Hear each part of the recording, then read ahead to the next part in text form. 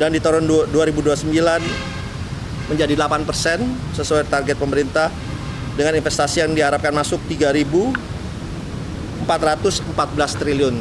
Terima kasih. Assalamualaikum warahmatullahi wabarakatuh. Shalom, Om Swastiastu, Namo Buddhaya, salam kebajikan. Saudaraku, sahabatku yang saya cintai, saya banggakan, hari ini kami dipanggil Bapak Presiden Republik Indonesia membahas tentang pangan, khususnya produksi beras, di mana BPS kemarin mengumumkan bahwa produksi beras Januari, Februari, Maret itu naik 50% dibanding tahun lalu. Total produksi sampai Maret 8 juta ton, kemudian sampai April perkiraan 13-14 juta ton. Artinya apa? Januari sampai April ada surplus 4 juta ton.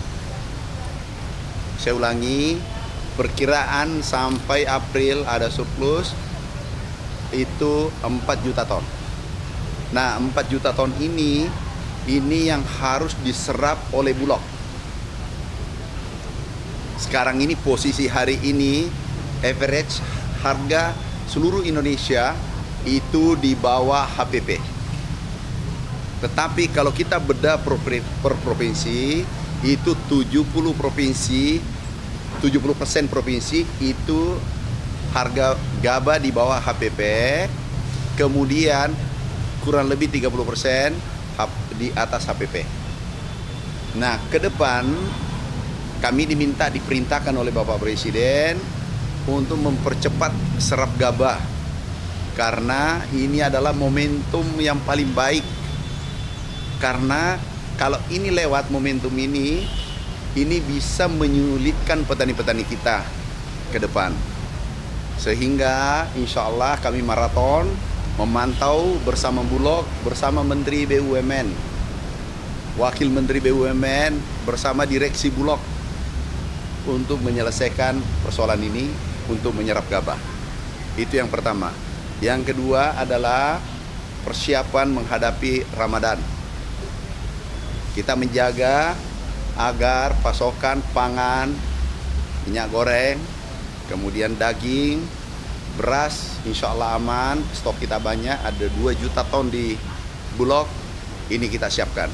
Kami yakin menghadapi bulan suci Ramadan nanti, kami yakin pangan relatif stabil.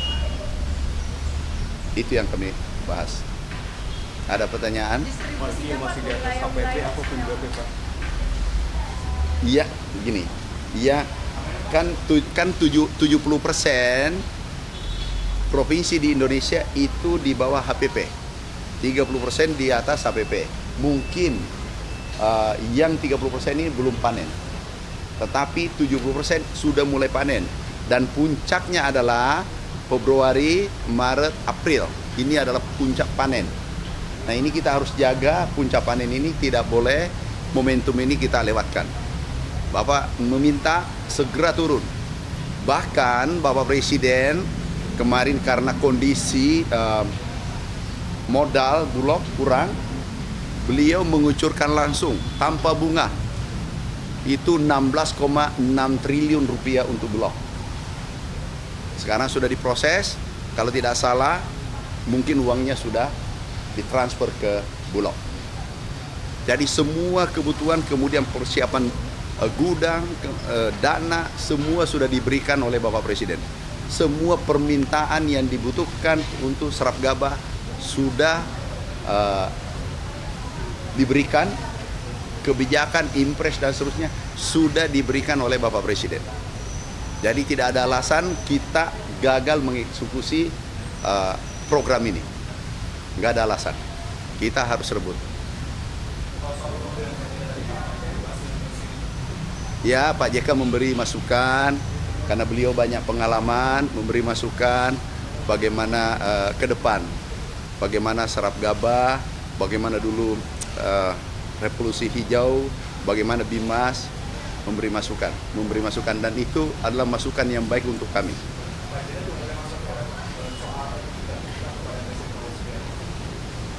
nanti Menteri SDM yang sampaikan. Soal GKP Pak, yang pas kemarin telekonferensi bareng Perpadi kan Pak Prabowo bilang bakal menindak penggilingan yang masih membeli GKP di bawah HPP ya Pak. Itu tindak lanjutnya nanti Itu kami tindak lanjuti. Ini penting. Seluruh penggilingan kami meminta atas arahan Bapak Presiden harus membeli gabah minimal sama dengan HPP, yaitu Rp6.500 per kilogram untuk padi, Rp5.500 per kilogram untuk jagung. Kan ada sanksi mungkin Pak? Pasti. Seperti apa? Kami komunikasi, tadi pagi kami komunikasi dengan Perpadi. Saya katakan, ayo kita gandengan tangan menjaga Republik ini, khususnya sektor pangan. Karena ini vital. Kalau ini bermasalah, bisa terjadi masalah sosial di tengah masyarakat. Apalagi menghadapi bulan suci Ramadan. Pak, soal HPP-nya kan 6,5 ya Pak? Itu Ya. cukup lumayan tinggi ya Pak?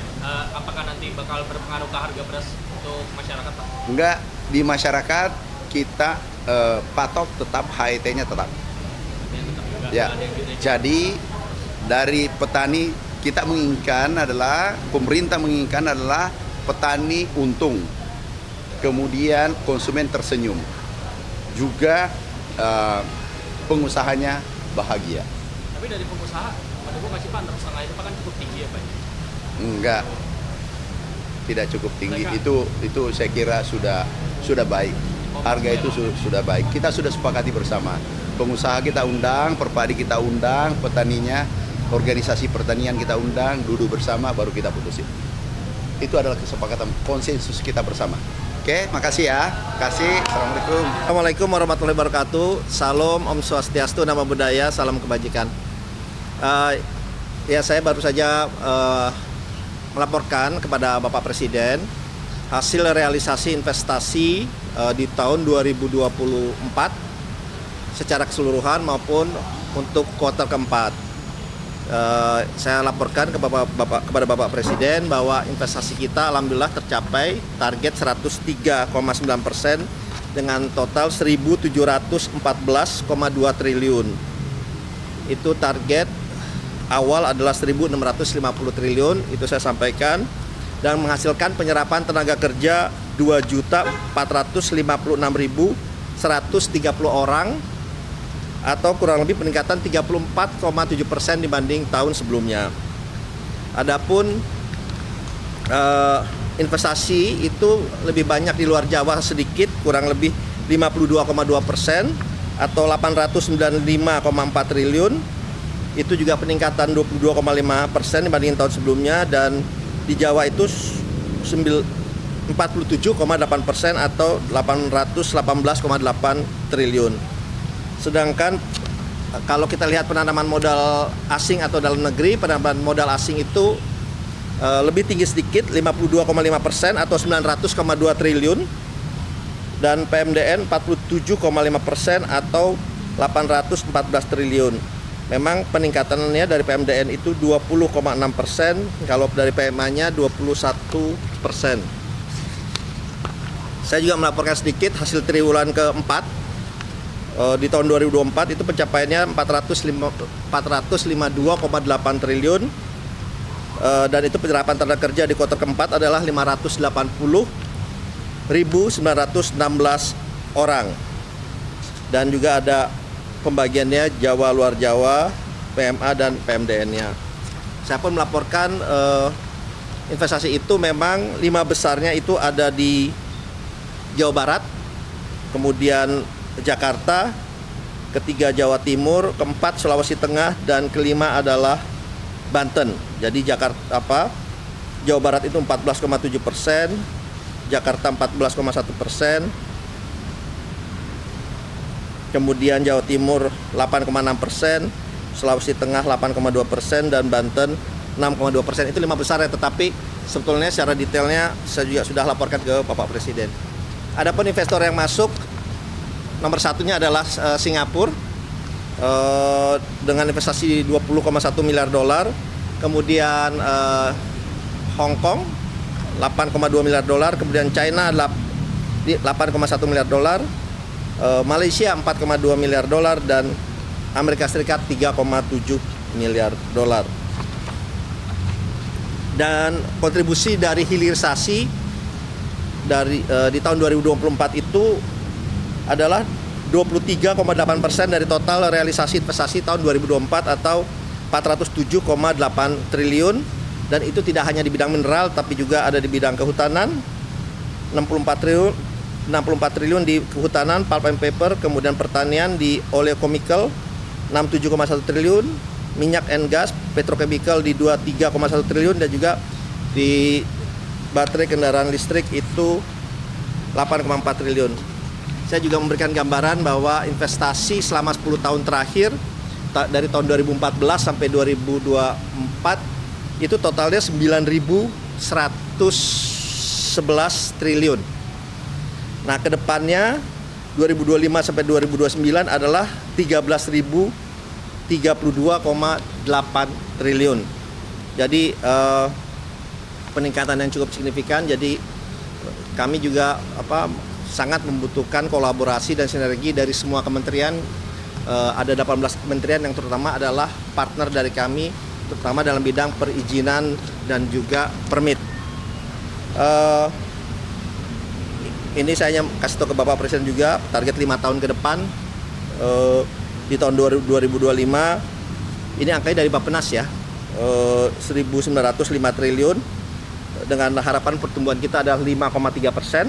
Kemudian 2026 diharapkan investasi 2.175 triliun, diharapkan ini memberikan kontribusi sehingga pertumbuhan perekonomian kita 6,3%. 2027 diharapkan investasi yang masuk 2.567 triliun atau 7,5% pertumbuhan perekonomian kita, dan pertumbuhan perekonomian kita di 2028 menjadi 7,7% dengan diharapkan investasi yang masuk 2.969 triliun, dan di tahun 2029 menjadi 8% sesuai target pemerintah dengan investasi yang diharapkan masuk 3.414 triliun. Nah, itu kita bicarakan, dan kita bicarakan juga untuk kemungkinan bagaimana kita bisa mengakselerasi pertumbuhan 8% ini tidak di 2009 atau kalau bisa di lebih cepatnya lagi. Yang lain-lain mungkin secara garis besar sih kita membicarakan bagaimana dari target yang besar ini bisa tercapai. Saya sudah sampaikan ke Bapak Presiden, dan Bapak Presiden mendukung penuh karena investasi mempunyai kontribusi yang sangat signifikan terhadap pertumbuhan perekonomian Indonesia. Saya juga tadi melaporkan sekaligus perkembangan di Davos. Saya laporkan juga ke Bapak Presiden hasil kunjungan saya di Davos, yang dimana secara keseluruhan itu responnya positif, dan mereka juga menanyakan bagaimana kita bisa mencapai 8%. Saya juga kebetulan di Davos bicara 2 kali di dalam forum Davos.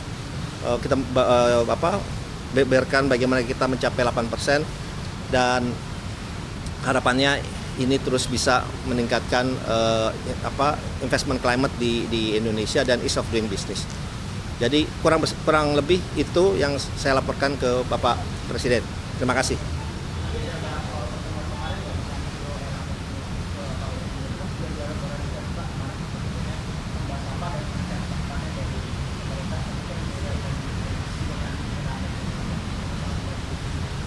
Ya kan, dengan Eramet kebetulan saya juga bertemu